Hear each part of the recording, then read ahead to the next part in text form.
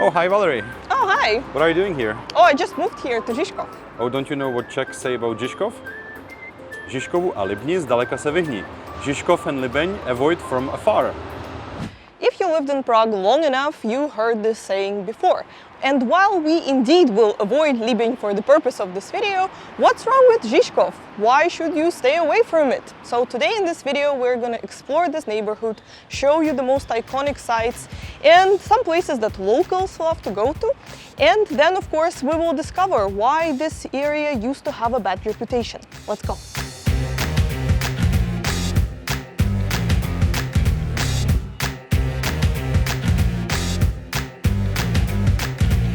Before we visit Zizkov sites, let's talk about its name. Originally, Zizkov was part of Vinohrady, a district that we explored in one of our previous videos. But in 1880s, Zizkov gained its own name. It was named after a legendary warrior and Hussite general Jan Zizka. And there's no better place to talk about him than here, on top of the Vitkov hill, because right behind me you can see his statue. It weighs 16 tons and it is one of the largest equestrian statues in the world. You can also see Zizka's very permanent feature as he's looking down at us. He was missing one eye. Still didn't stop him from winning every single battle against crusaders. Vitkov hill was one of the places where Zizka won the battle, the legendary Vitkov.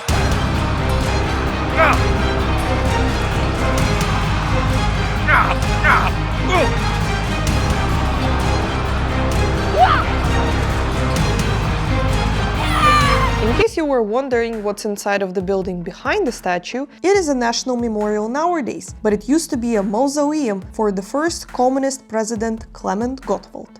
Weird, I know. Also, why would they put him so high up? Who would climb there to see a corpse? Climbing Vitkov hill is the only downside of visiting it, but if you're as lucky as I was, you will also see a giant rabbit hopping into the bushes. Here I'm showing the size of the rabbit.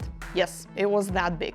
By the way, if you need to get on the opposite side of the hill, you can use this tunnel and you will be in Karlin, another area, in 3 minutes. Yeah, go ahead and say hi to Pennywise from me. Alright, let's enjoy epic views from Vitkov.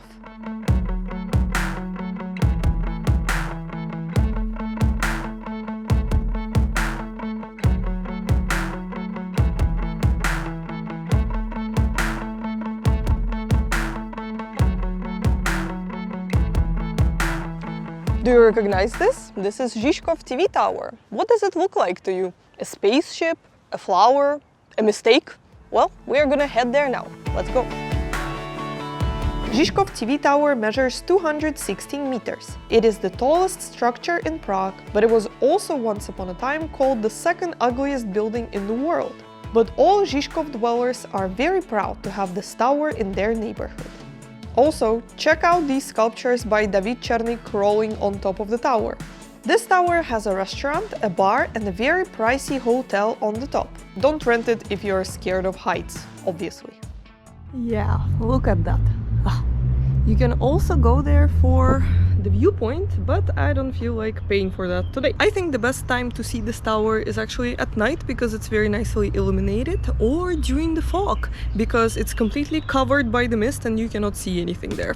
Yeah, okay, I actually don't mind the look of this tower, but I think in the fog the statues of babies by David Cherny crawl out of the mist in a very creepy way, and I like that. Speaking of creepy things, TV tower was built on human bones. To build this monstrous tower, a big part of the historical Jewish cemetery was sadly demolished. This cemetery is almost 400 years old. Luckily, part of it survived, and we could visit it on the day of the filming. I feel like we are so lucky to be able to visit this, because this cemetery is closed most of the year, but we are on the day when it's opened for the first time. I've never been here. Look at all of that. And also, right next to the cemetery is the daycare. Love that. Zizkov Jewish Cemetery isn't the most famous cemetery in the area though. It is Olszany Cemetery.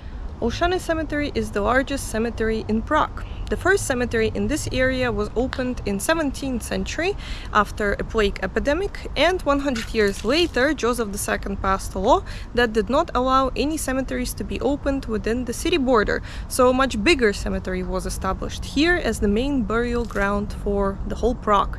Nowadays it's more of a historical cemetery because a lot of famous Czech historical figures, for example Jan Palach or Josef Jungmann, were buried here, and Praguers just come here for a walk or to have some peace of mind.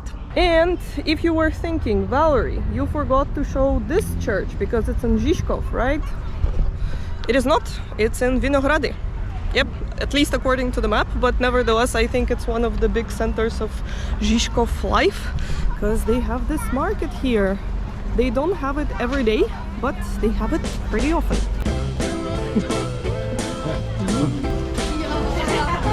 Yum.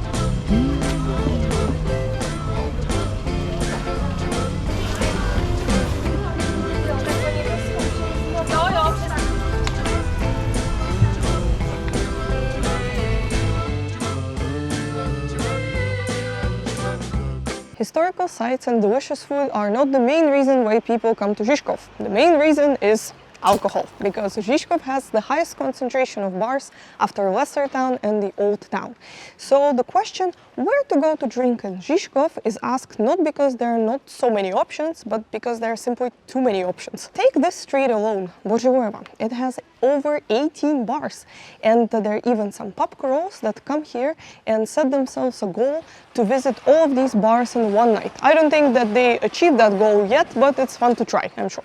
I also lived on this street when I had my first apartment here, and let me tell you, I was sleep deprived because the party never stops here. But the street that claims to have the biggest amount of bars in the Czech Republic is Koněvova Street. It has over 80 bars.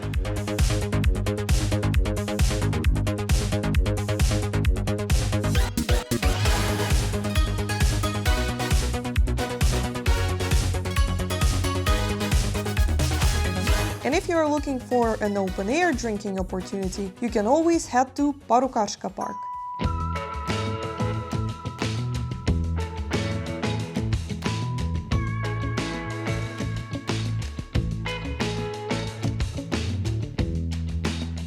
This is the place in Zizkov for barbecues, outdoor activities, picnics and festivals. Another cool spot for drinking outside is the rooftop bar at Dum Radost. It is very trendy and hipster.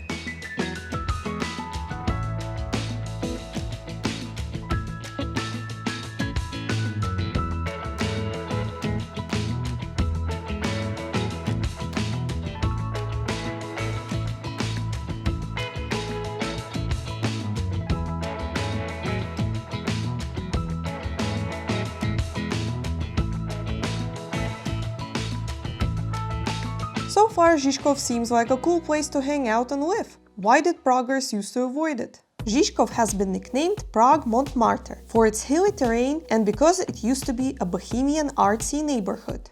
A lot of Czech artists and writers, for example the author of Soldier Švejk Jaroslav Hašek, used to live here.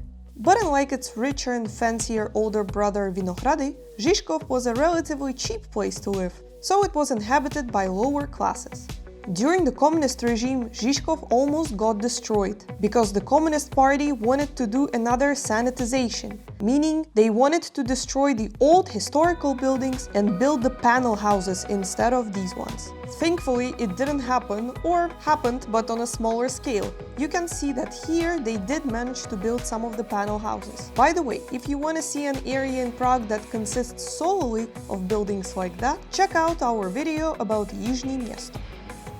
And we finally arrived to the reason why Zizkov used to be considered so dangerous. If you ask most Praguers why Zizkov should be avoided, they would say that it's because Zizkov was a place where a lot of Roma people used to live. Yes, I find this statement racist and xenophobic, but that's unfortunately how most people think about it. Nevertheless, Zizkov used to be a place with high criminal rates, and there was this one crime that was performed more than anything else. The most common crime was actually car robberies. And I don't mean stealing the whole vehicle necessarily, more stealing everything which is inside of the car. And apparently this crime used to be so common it gave birth to a whole new social phenomenon. When the victim of the crime would not go to the police station to solve it, they would go straight to the pawn shop where the criminal had brought and sold all of the stuff that they stole from their car. So if the victim was fast enough and I guess lucky enough, they would go to the pawn shop, and there used to be a lot of those in the area, and they would buy all of their belongings off of the pawn shop. I mean, it must have been quite annoying because you had to pay for your own stuff twice. But it's just funny to me that it was so common that people were not relying on police anymore because they were not fast enough to solve it. Is it different now?